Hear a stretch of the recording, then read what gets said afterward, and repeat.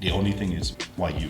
If they're not helping you, yeah, they're probably helping someone else. Yes. Right? That's part of what they do. As you get more senior, it changes from chasing titles to giving back and how much satisfaction you feel at the end of the day. So I think it's quite normal for them to want to help. One advice for anyone is, if you don't ask, you may not get. So just go ask, right? Just go ask. And the worst that can happen is they can't do it, or they can't do it now. They tell you who else you could try. There's always a way. Hey Simis, welcome to episode 142 of the So This My Why podcast. I'm your host and producer Ling Ya, and today's guest is Lucas Liu, the head of Asia at Zoom. Now, Lucas' story is really interesting because he came from a little town called Miri in my hometown of Sarawak, and he started out as a production engineer.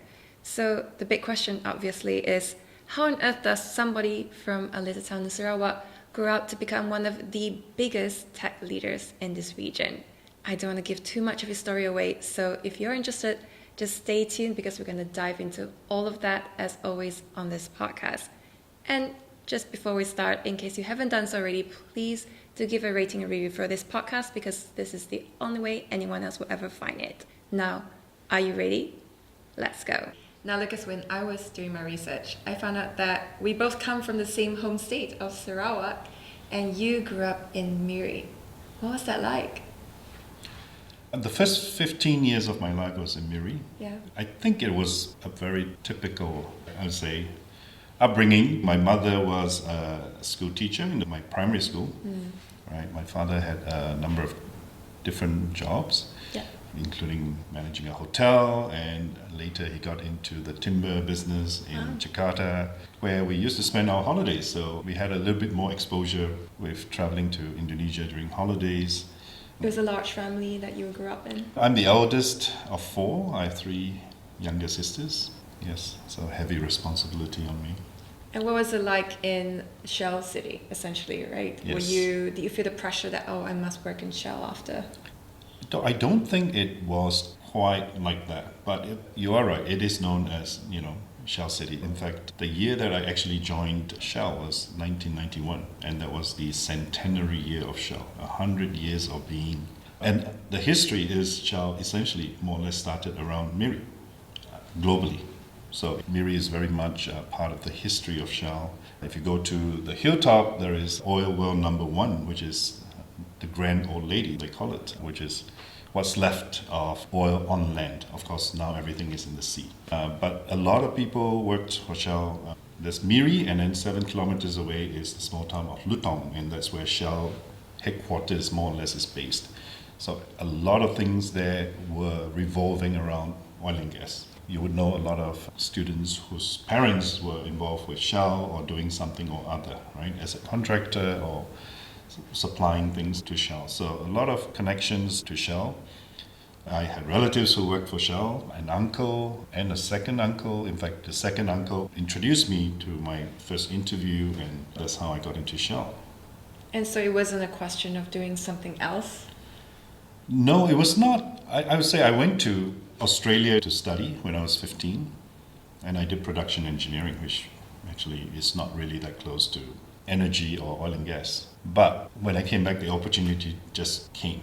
And of course, when the opportunity came with Shell, it was something that I was quite keen on because you grew up in Miri and even in Malaysia at that time. If you think about this was early 90s. Shell really was a big name. It was one of the companies in the country. So when you say you work for Shell, that's a big thing. And of course, when I left 5 years later, everyone says no one leaves Shell. And, I made that move. Yes, I made that move. Why? I started doing my MBA at the time. And of course, being a smart aleck, I did my own SWOT analysis and looking at the trends and kind of figured out, hey, oil and gas is a sunset industry. So what's up and coming? At that time, I think looking at alternative sources, there was pressure on oil companies in terms of the environment and so on. Did you not think that maybe they could be at the forefront of investing in alternative energies like Petronas is now? It's the power of hindsight. Yes, I think now we all look back, they all have moved towards that. Yeah. But at that time, no. I don't think they had worked out their strategy yet. I don't think they had worked out their positioning yet. And then as part of the MBA, I worked out that, hey, tech is up and coming. Yeah. It seemed to make sense from an MBA perspective when I got a call from IBM, tech company. Why did they want someone from oil and gas? Do you know what I was doing in oil and gas? I was selling fuels and lubricants. Selling very different things, fuels and lubricants one day, and then got the call from IBM, and the next day I was selling technology, but to the oil and gas sector. That was the connection, right? So that's how I got into tech, and more or less ever since then I've been in tech. How did they know to call you? That's a great question. Of course, I don't know the full answer. I'm sure they looked at different candidates. Yeah. But I think my sweet spot was I came from Shell, and Shell was going to be one of the customers. But of course, once I joined, I also looked after Astro, Petronas, and others as well. And what was that switch like going to tech for the first time? It was crazy. I joined, I remember, middle of the fiscal year. And straight in, there were large deals. Then my manager resigned. You took over? Well, I had to run after the deals. Very new in the company. Essentially with guidance from my manager's manager, who was not in Malaysia. But within the 6 months, we closed some pretty large deals. I won ASEAN Rookie of the Year, my first big recognition. I was with IBM for 10 years. I won 2 Global Golden Circle Awards, that's what it's called. That was the first one, right? And that was because within that short space of time, being new in the company, I was able to bring those deals across the line. So it was an auspicious start to technology. What would you say was your advantage over other people, allow you to just shine? I don't think there's any big secret. At the end of the day, it is that hunter kind of mentality that you want to get something done and you won't let things block you. You just find ways around it. You seek help. You just treat it as just one more obstacle. Is there some better way of doing something? So being just single-minded and going after it. One of my strengths, I would call it, is the ability to multitask. It wasn't just one deal at one time, right? It was like actually 2 or 3 deals that were being worked on in parallel. I planned a lot, actually. Even today, I will plan for the day, I will plan for the week, and I do a yearly planning for myself. And reflections. Yes, I do the planning and then the reflections end of the year when I set the goals for the next year. And over time, I've broken that down into whether it's personal, whether it's career, whether it's financial, whether it's family, and so on. So there are different buckets. I even have goals for each of my family. Wow. They may not know about it, but Secretly ticking them off if they do. yeah, that's right. It's a way to keep something top of mind and focused, right? Because it's very easy to just run around chasing after different things for other people's agenda. So I find that useful. That's probably one of my differentiation. The planning, that single-minded focus on trying to achieve something. And I say it in a nice way. Not single-minded that I will bulldoze through everything and step on everyone, but trying to find a way through. But isn't that a fine line sometimes of bulldozing? It might not be bulldozing for you, but for other people, they might think you're really pushing it.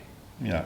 I mean, if you did it that way, you will get a reputation very quickly. I mean, it's a small industry. Everyone knows everyone else or knows someone who has heard of you, right? Yeah. But I think have a decent reputation. I do have people tell me that the people like to work for me, have heard of me and so on. And part of that is it's no different from when you're trying to sell something to the customer. You're always trying to find their needs, their wants, and sometimes maybe their personal agendas. And then you align what you're trying to do to what they want. And at the end, it's not selling anymore. It's like, I'm here to help you achieve what you want, right? So same thing with trying to get something done internally. It's like, how can this also help you achieve your KPI or make you look good and so on? Yeah. So it's not about taking a frontal approach and go head on against what they need to achieve. It's finding that common objective. Yeah. Ultimately, just remembering they're human, they have needs. Let's put you first, and along the way, I'll find my needs met too. Yes. I love the fact that you plan a lot, because that's something that would be very interesting to delve into. And you said you also plan your career, which reminds me of yesterday I was interviewing Arthur Keong, CEO of Far East Hospitality, and he said, I architect my career. And it sounds like you do the same. How do you plan your career out? What does it look like?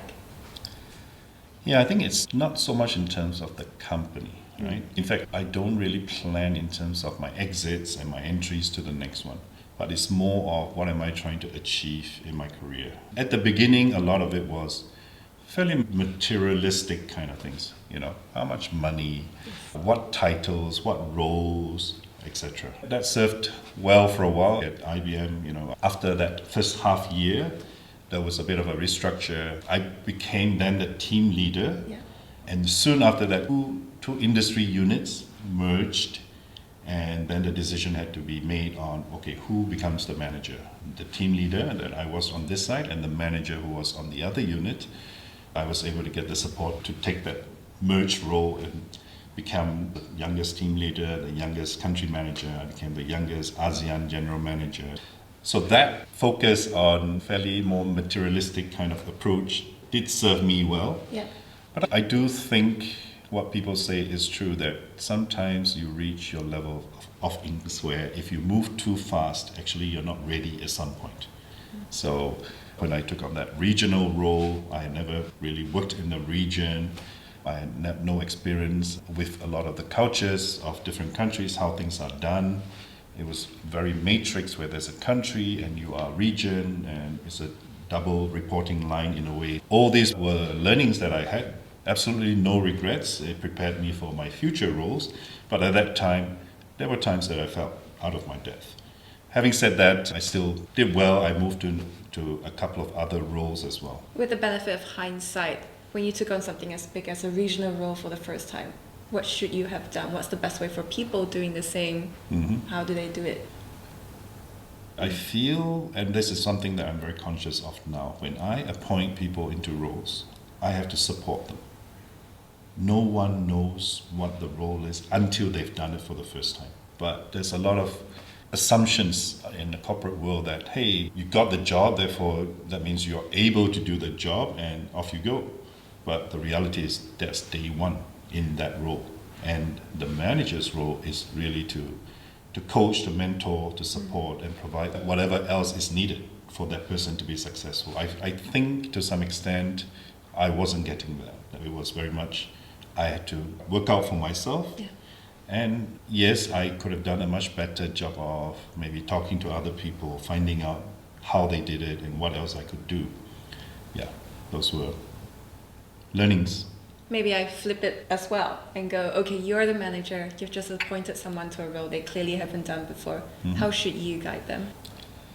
Yeah, like I said, you almost literally have to show them the way, because imagine if you've never been a people manager. Managing people is very different from being an individual contributor.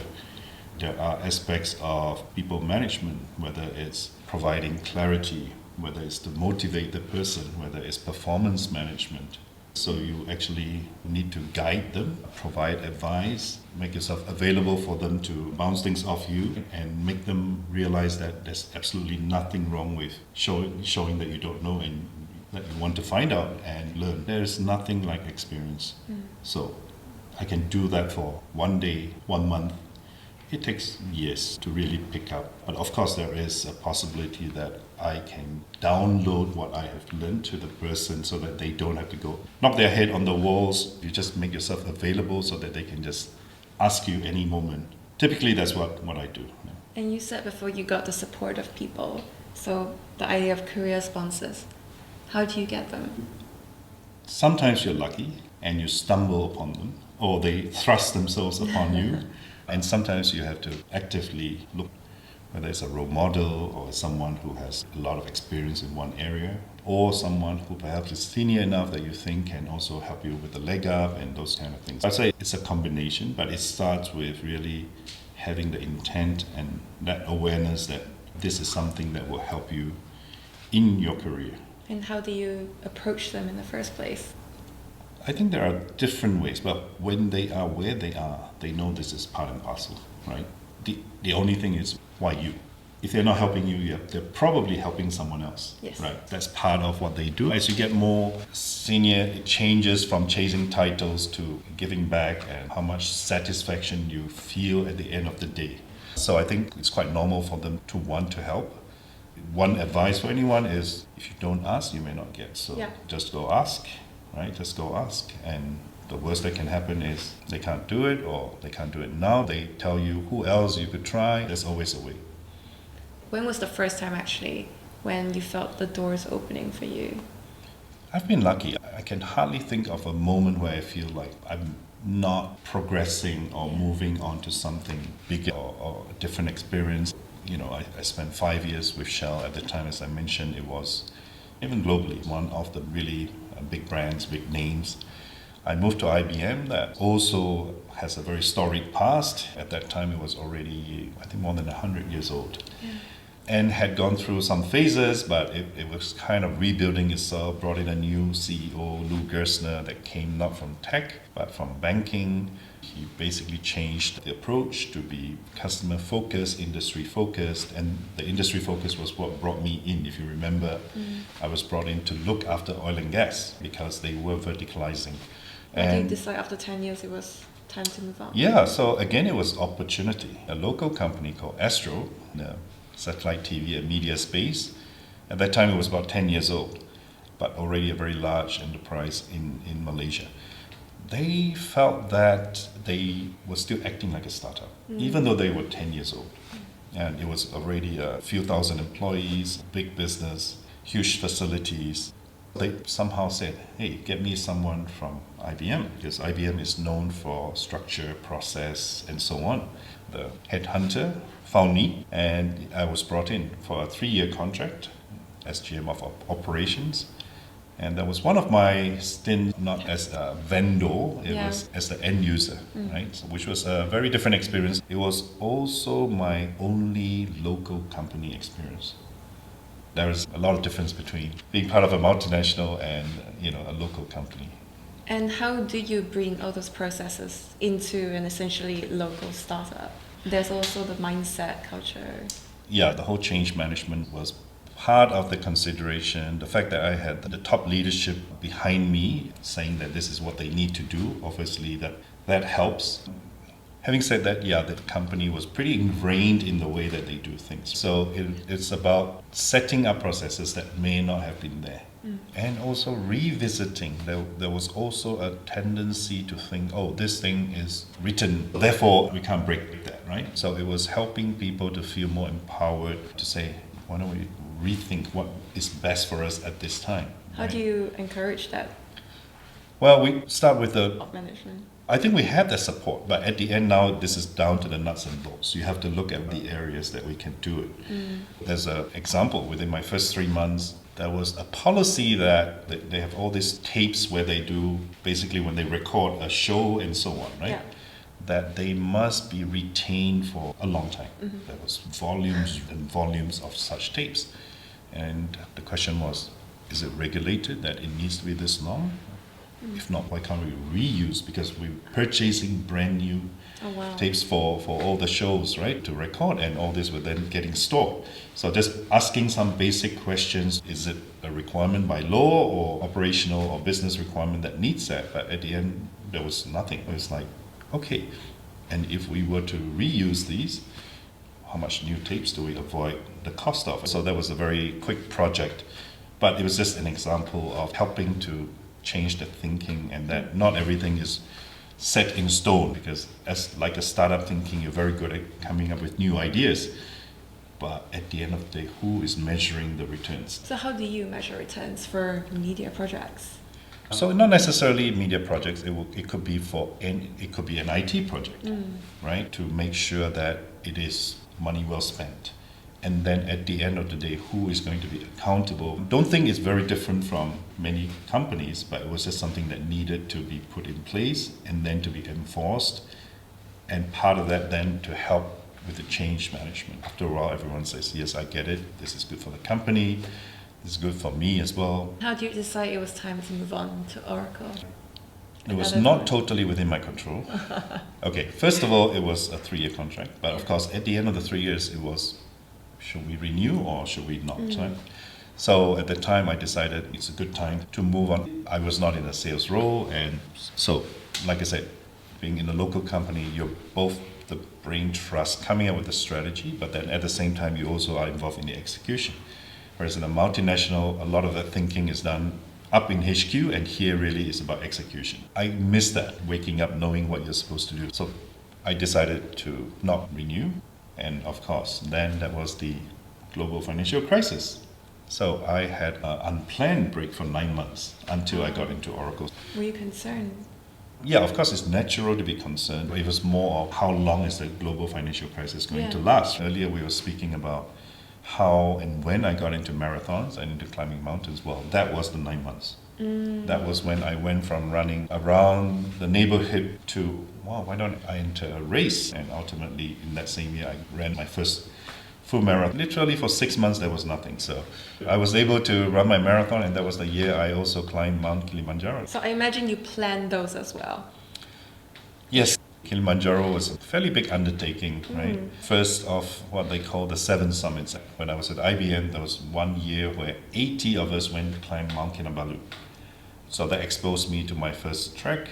Yeah. It also exposed me to a group of people who were into trekking. It just sounds like a trek that's guaranteed for you to get AMS just because of how quickly you scale. Well, statistically, what you said is true. Apparently, there are about 40,000 people who attempt to climb Kilimanjaro every year. A lot of people would think, well, I could just do a long weekend. So in the 5-6 days, there is a rest day built in. And all this is for acclimatization. But 40,000, 20,000 people don't make it. Hey Simmies, if you haven't done so already, please do head over to give a rating and review for this podcast, because without it, Apple Podcasts, Spotify would never push it forward to let anyone else see. So just head over, share with people, that people will know about this special series, especially the ones that we are showcasing right now on Singaporeans who have achieved incredible success. I love the parallels because I also did for the first time on Kinabalu, and because of that I thought, I want to do Everest. So you chose Kili, and was that the start of your love of hiking? Yeah, but it get lonelier because the original group of 4, not everyone had the same vision to do the 7 summits. Yeah. And Swee is someone who's going to come on as well, thanks to you. That's right, yes. And he's a professional adventurer who's done all of these summits in all the big continents and many other things as well. He's done crazy stuff, but he doesn't do it in a crazy way, and you'll hear more from him. Yes, I like the fact that he does go back. He does say, no, I can't do it now, over and over again, rather than push on. That's right. What do you think you learned from all these different trips? Because it's one thing to push yourself career-wise, but this is pushing yourself physically, some might say endangering yourself as well. So there is that element of luck in everything we do, right? And of course, you cannot eliminate risk, but you can reduce it by proper planning, having the right equipment, having the right guides, right? Thinking through contingencies, preparing for the worst case. So there are a lot of things that you can actually do to mitigate that. So part of my planning is always, how do we do it as safely as we can? But having done all the planning, at the end, you go one step at a time. Anything could happen, right? On Aconcagua, one of my friends had to be evacuated by helicopter because of altitude sickness. Surprisingly, he was the one who had just done Kilimanjaro a few months before. Yeah. So technically, he could have been the most acclimatized. But I've been lucky. So after Aconcagua, I did Mount Elbrus, which is the highest in Europe. And one of my easy ones was Mount Kosciuszko, the highest in Australia, which literally you can take a ski lift and just walk the remaining, short few steps. And I also failed on 2. Was it difficult for you to have failed?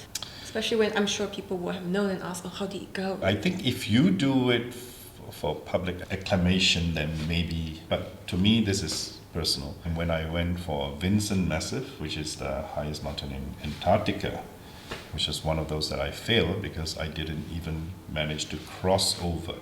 A month before I did training climbing Mount Rinjani, Gunung Rinjani, I always, have either blisters or black toes.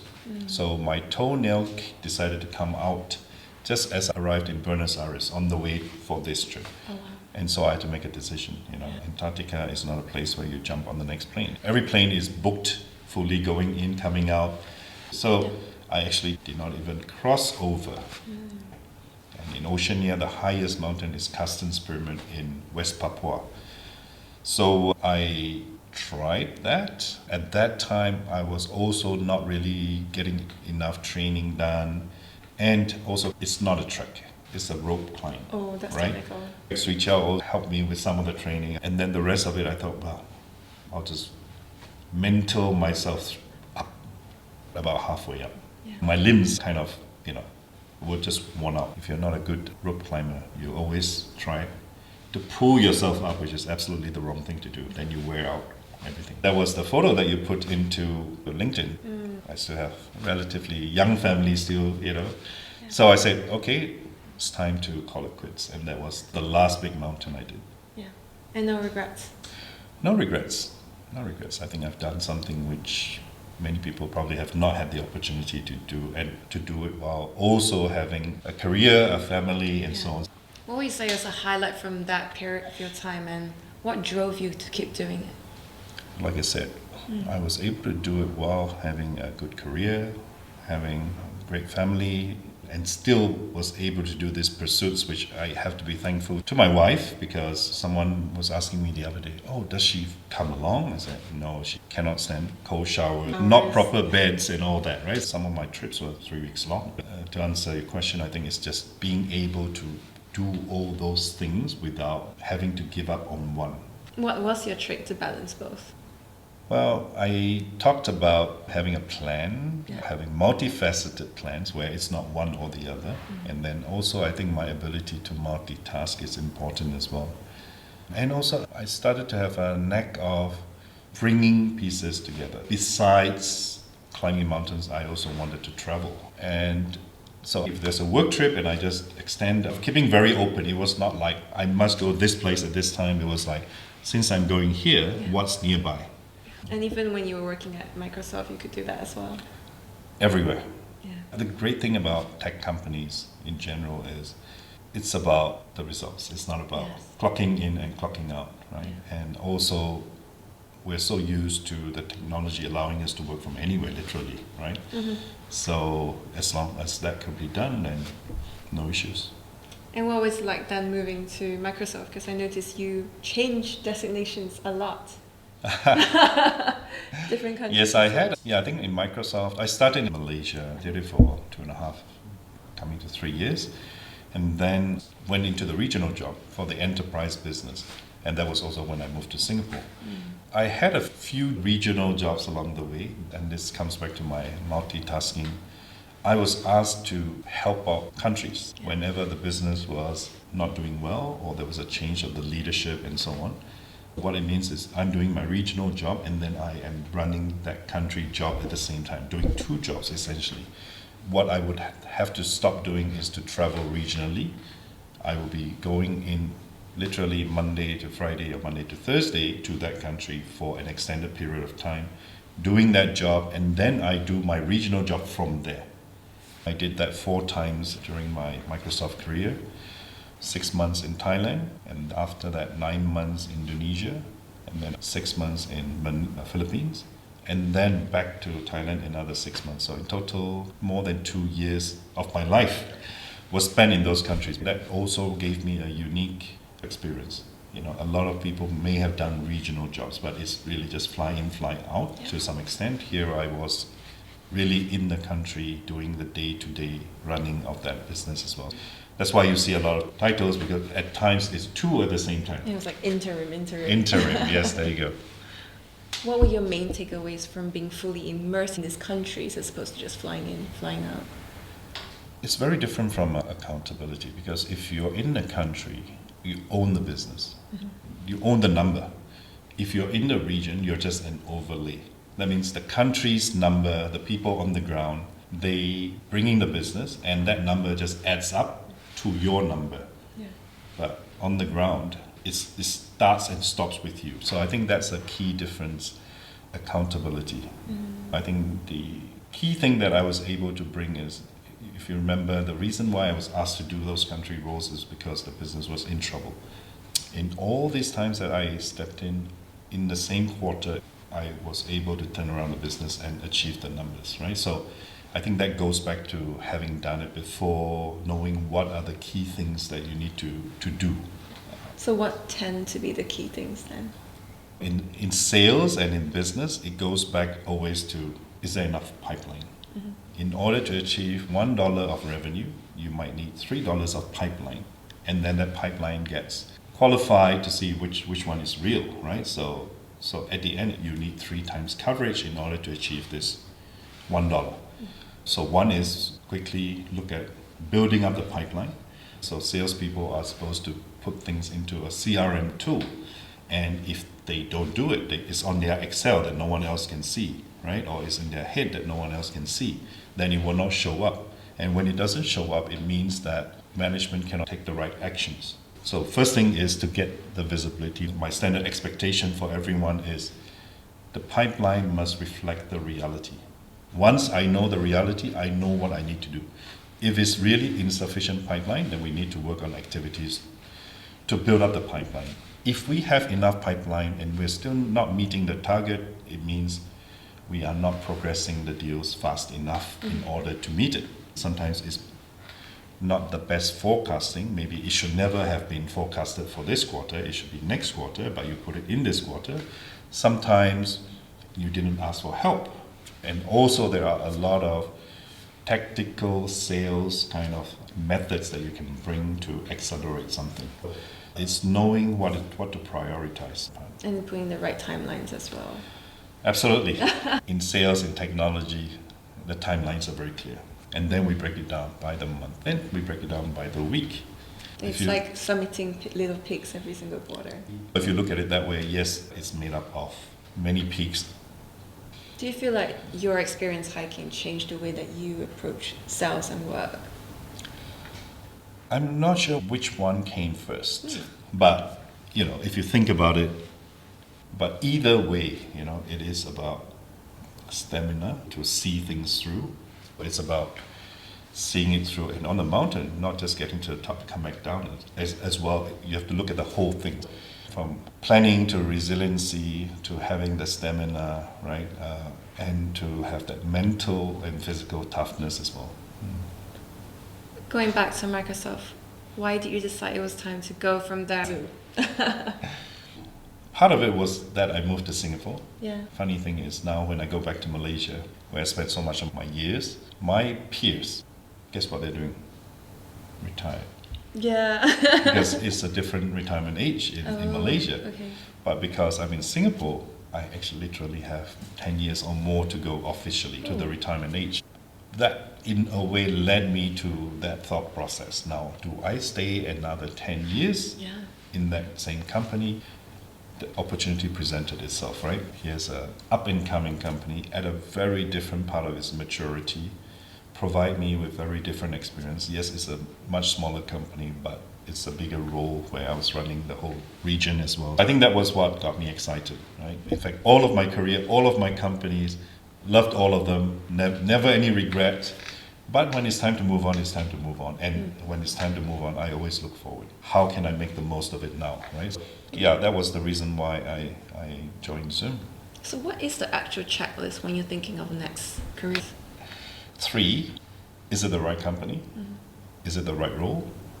And is it the right manager? I need to meet these 3 in order to consider the role. No compromise? No. No, because if you look at my career, I've always stayed a decent amount of time in a company, right? Yeah. And part of it is because if one of those were not ticked, you may just say, let's take the risk. Then you may not get that longevity. And there are enough opportunities. There are enough great companies out there. There are enough great leaders that you can work for. So why compromise on that? How do you determine the person is the right leader to work for? You probably wouldn't have much exposure. You might meet them in an interview. That's not enough time. It is the same way that in an interview, I have to decide on hiring someone. Yeah. It's certain things that you look for in the interview, but it is also reference checks. Yeah. It is about their track record. Looking at a CV can usually tell me a story, right? If someone is a job hopper, then why? Why 1-2 years and then move on? 1-2 years, move on. There could be good reasons, but it becomes something for you to find out. Now, in terms of my potential future manager, they should be someone in the industry. You cannot get to that level and no one knows about you. So you can have multiple references, people who worked with them before, or just their general reputation, stuff that you can find online. So, yeah. In terms of the manager, what do you look for in them? Generally, it's just chemistry. Yeah. Yeah. Can you connect with them? And then what are they looking for in you as well, right? Is this the value that you can bring to the role? Who would you say have been most instrumental in your career then? I don't think there's necessarily one person, although there is a trend, which is I've worked for one manager in 3 companies. So Wow. maybe that A tells you lot. something. But I also think my first breakthrough in IBM was when my GM at the time, ASEAN GM, took a bet on me, right? Appointed me as a team leader, soon after that as a country manager. So I think that was an important breakthrough for me. But I also have to say that she said the reason why I got it was also because I asked for it. I wanted it. So you just came in and said, I would like this role. I wanted to be considered for the role, right? What you don't want is to wonder whether you could have gotten it. You're asking for it very clear. You may not get it, but it's clear. You've asked, you didn't get it. I think those are probably the 2 people who have kind of stand out for me. And when you asked, were you already performing as though you were in that role? Yeah, because I think I was always kind of pushing the envelope. I was young, I was ambitious, I think I can do more, I want to do more, and I am doing more. Like I said, I used to plan my days. I remember my Shell days. I was a sales rep, I was selling fuels and lubricants. And one of the responsibilities besides sales is you have to collect the money. A lot of sales jobs no longer have this. Send a tanker load to the customer, and then at the end of the month, you have to collect the check. I used to literally plan like a milk run, right? From here, I'm going to pick up the check, then I go there and there and there. But things don't always work out your way because, it's not ready. Then do I jump to the next one? And then later I have to work out how to come back. I think I did well because I was a planner, then I executed to the plan, and the results showed and so on. When I speak to a lot of leaders now, they tend to talk about how different the incoming generation is, the way they think. Sometimes I call them the strawberry generation. How do you think about it as a leader and managing those people? I just see it as reality. Yeah. My generation, maybe I was being looked at as something else as well, right? And Or I it's think the durian generation. Yeah, could be. The reality is you need to work with the resources available to you, and if they think in a certain way or have certain expectations, then again it's back to that solution selling, right? As in, how do you align what they want to what you want, so that it's a win-win and not someone has to give in. Maybe 10 years from now it will change again, right? I think it also helps that I have 3 children in that just started work phase, and so they're maybe a proxy for what I can expect in a workplace. So what have you found to be sort of the winning formula? Well, definitely this generation, you can't tell them to do something. You can't say, I did it this way, or this was how it's always done. You know what I mean? They have their way of doing things. They tend to be much more independent. In general, everyone gets a lot more information from social, from online, and so half of their impressions and influence is already from there, right? So you can't just impose. It's more of being able to listen, try to understand. This approach doesn't change for this generation. I would advocate that as always being the way, to really be empathetic, to really listen, and then to find a way that you can align what the person wants to achieve to what you want to achieve, right? Speaking of achievement, what do you hope to achieve at? There are exciting times ahead. There's so much to do and so much that we can do because it's a very unique proposition. Here is a brand that is already made. Most of the time when you're 10 years old as a company, you have to set up a sales office, you have to get the word out, you have to explain. Here, literally, almost everyone knows Zoom. Overnight. Yeah, but that can become a challenge in itself. Because your impression of Zoom is Zoom meetings, it is video conferencing. And Zoom today has moved One simple way of explaining it is if on a slide, Zoom meetings, one product, was one icon, today to describe Zoom, I need 3 wheels, not icons. Each wheel might have 10 icons. So that's how many solutions we have today. Yeah. But they're all still in a very similar space, which is employee collaboration, customer collaboration, employee experience. It's in that space that we're known for. The job ahead of us is we have to get the word out that we are much more than just video conferencing.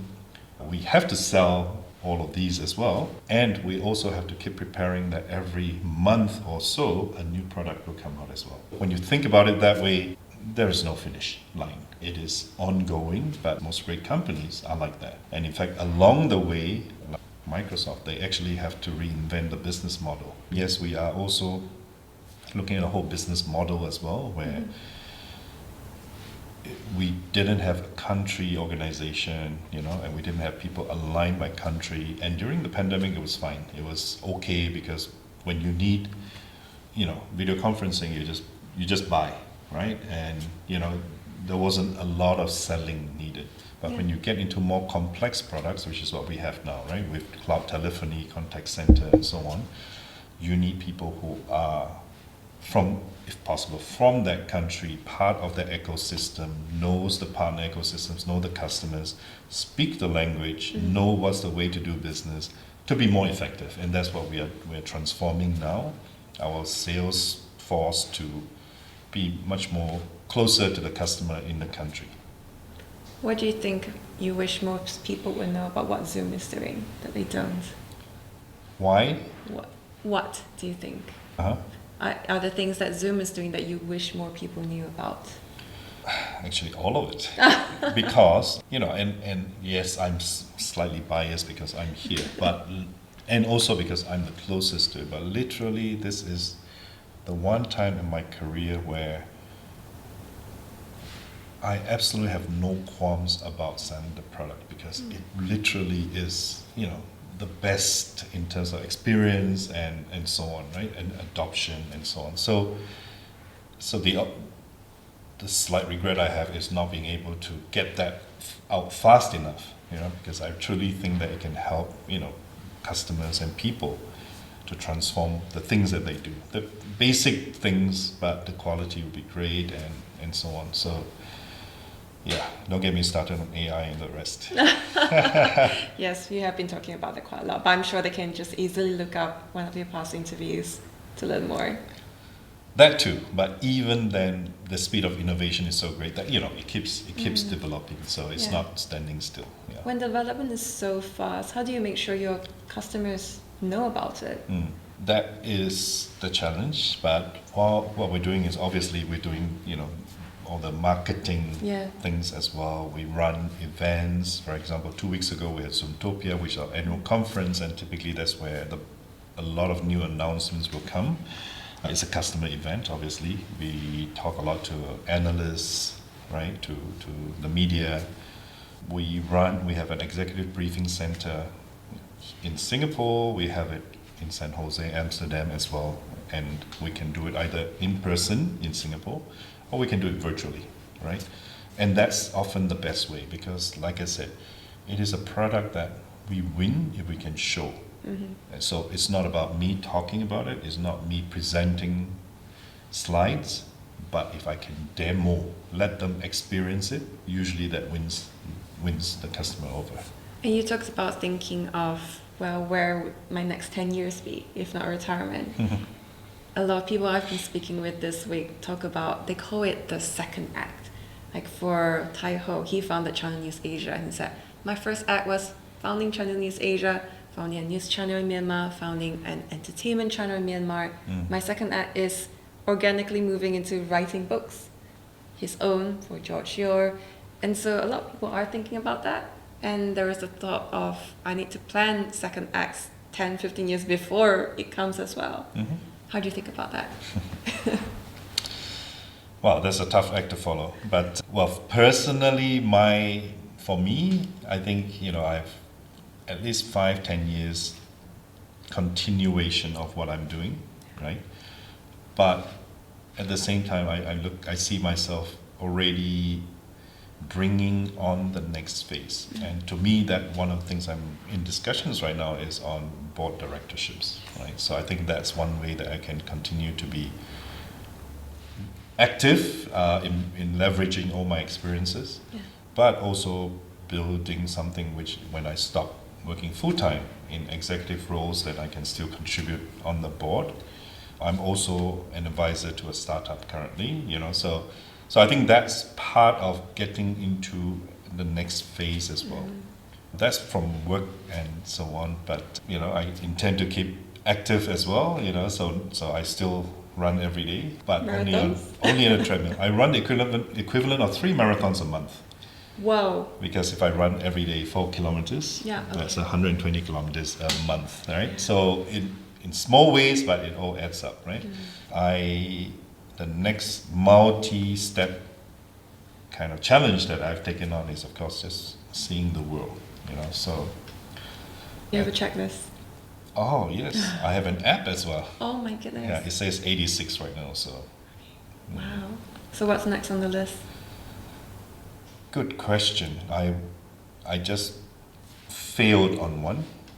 I was going to see Papua New Guinea. Yeah. The plane took off and they had a technical problem and turned back. So I stayed at 86. But yeah, I think, there are still parts of Europe. My last one that I was successful was Timor-Leste, which was the last Southeast Asian country that I had not been to.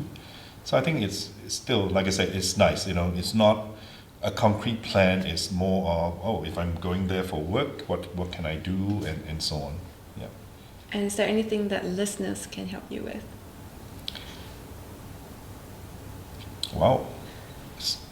Well, they've heard my aspirations, in terms of board directorship, in terms of seeing the world. So any advice in that space, of course, that would be great. Any particular board directorships you're looking into?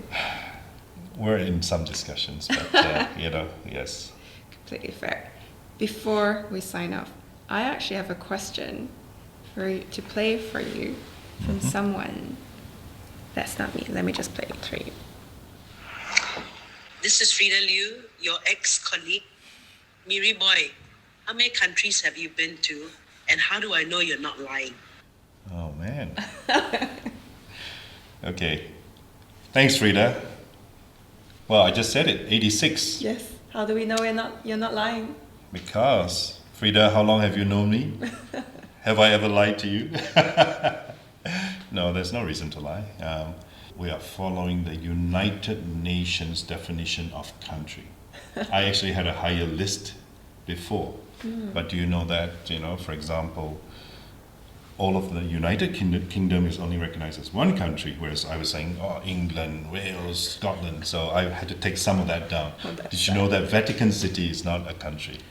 Did you know that Taiwan is not a country? Hong Kong is not a country. Macau is not a country. So I've had to shrink my list. So that's why I think I'm being very honest. Well, Lucas, it's been such a pleasure to have had you on. I always end on the same questions. So the first is this. Do you feel like you have found your why? I don't think I would categorize it as a very structured, one paragraph, this is my why. But in general, I think it is about how do I make the most of life? How do I optimize? How do I stretch myself as well? Maybe just a tidbit. I was so shy when I was young that I could not take a bus by myself. I did not speak up publicly, and so on.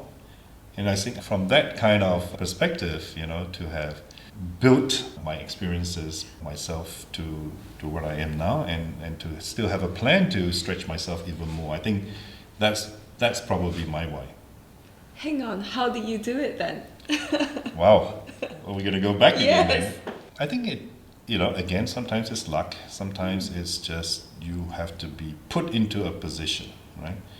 So, if you ask me now, I can't remember how, but I started to get into kind of leadership roles. In my last year of primary school, I was the chief prefect with a nice yellow ribbon, here, and at 15, I went overseas, and because at that time there was some talk that education system is changing, maybe it's in Australia, and that you should get in early. And my fellow classmate was looking at that, so it was like, okay, why don't we go together? So at 15, I went overseas. So remember, I couldn't take a bus, and now Plane. I have to fend for myself.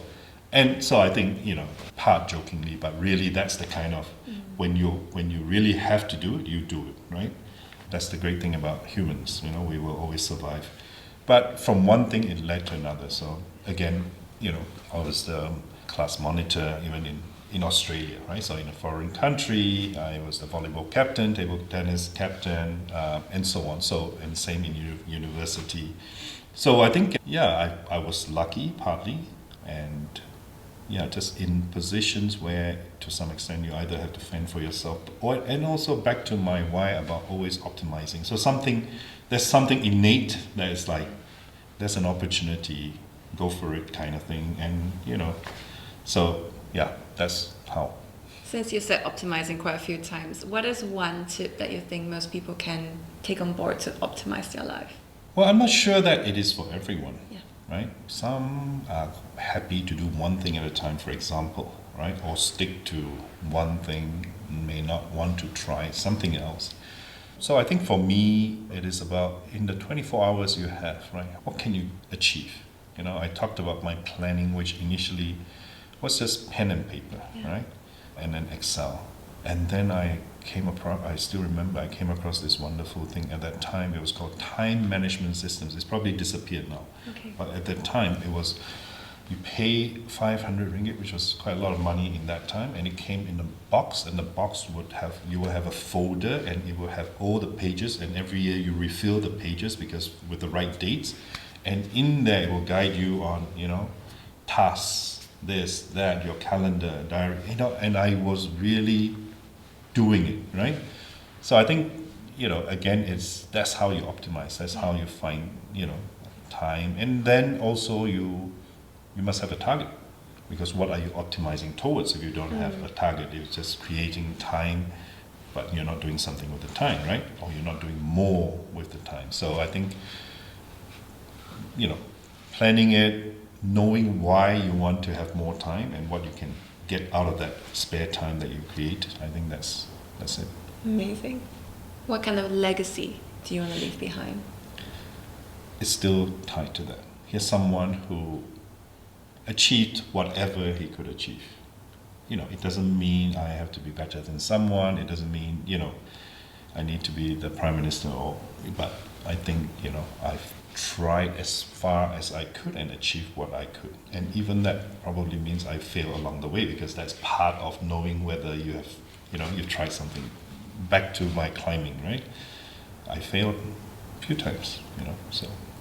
What do you think are the most important qualities of a successful person? I think it's important that you are recognized to be successful. It is not that you say you're successful, right? So I don't want to, I don't want to put anything out there that says, because I've done this or I've done that, therefore I am successful. But I think it's more if my peers, if my family, if my friends think I'm successful. And then, so what if I'm successful but I'm no longer their friend or their, it's like, that's not fully successful in my mind. So, especially recently, I've made a lot of reconnections, people that I've not met, like last week in Manila. My teacher in high school in Australia, we had not seen each other for 38 years, but we connected online.